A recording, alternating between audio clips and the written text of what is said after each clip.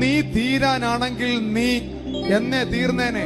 ഒരു പക്ഷേ ഈ മരുഭൂമിയിൽ കിടന്ന് ചുറ്റി ചുറ്റി അമ്മായിപ്പിന്റെ ആടുകളെ മേയിച്ച് ഒരു പക്ഷെ മോശയ്ക്ക് തന്നെ ഒരു തോന്നലുണ്ടായേക്കാം, എന്തിനാ ഇങ്ങനെ ജീവിക്കുന്നതെന്ന്.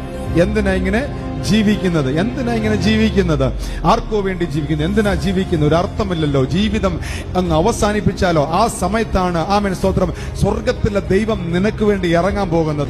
ആമൻ ഫറവോൻ രണ്ടുപേര് നിന്റെ വീട്ടിലോട്ട് വിട്ടപ്പോഴേ നീ എന്ത് ചെയ്തേനെ? തീർന്നേനെ. മനസ്സിലായോ? മോശ ജനിച്ചപ്പോഴേ അല്ലേ,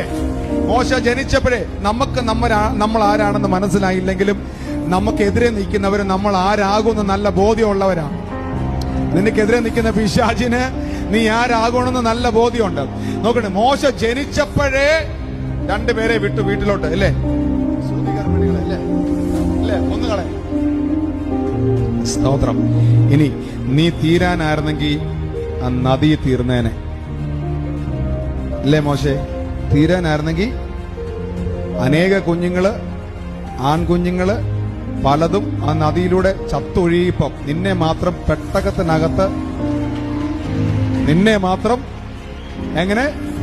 മാത്രം പെട്ടകത്തിനകത്ത് സൂക്ഷിച്ചു. നിന്നെ നദിയിൽ നിന്ന് എടുത്തത് കൊണ്ട് അവൻ സ്വർഗത്തിലെ ദൈവം നിന്നെ ചെങ്കടൽ പിളർത്തി.